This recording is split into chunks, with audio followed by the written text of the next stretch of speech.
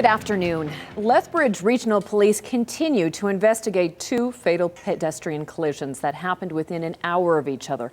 Both victims were using pedestrian crosswalks, and police say that speed and alcohol weren't factors. It may be several days before investigators determine if charges will be laid. But in light of the mishaps, police are urging the public to be more aware of traffic and pedestrian safety. Terry Vogt reports. It's a horrific start to a new year. Police respond to two fatal pedestrian collisions in just over an hour. The first on a residential street in North Lethbridge. A woman is struck by a Jeep while crossing St. Edward Boulevard at St. David Road. The pedestrian, identified as 57-year-old Marilyn Pratt, is pronounced dead at the scene.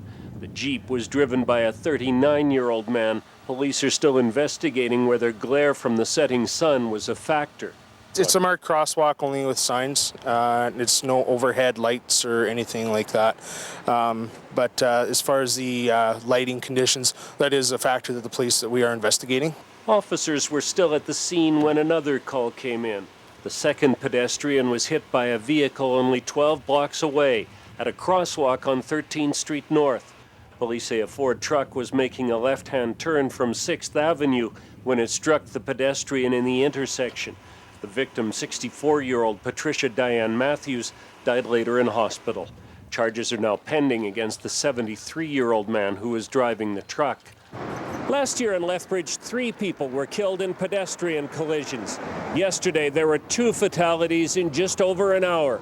Police are now urging both drivers and pedestrians to be aware of traffic safety. And our message is always the same, is that drivers always have to be aware of who is using the roadways beyond vehicles. It's bicycles, it's pedestrians crossing the road. But the responsibility also is on pedestrians to be aware of whether or not drivers have actually got eye contact with them. When you get struck by a vehicle, whether or not you're in the right is irrelevant. Police say the drivers weren't speeding and alcohol was not a factor in either collision. The investigations are ongoing. Terry Vogt, CTV News, Lethbridge.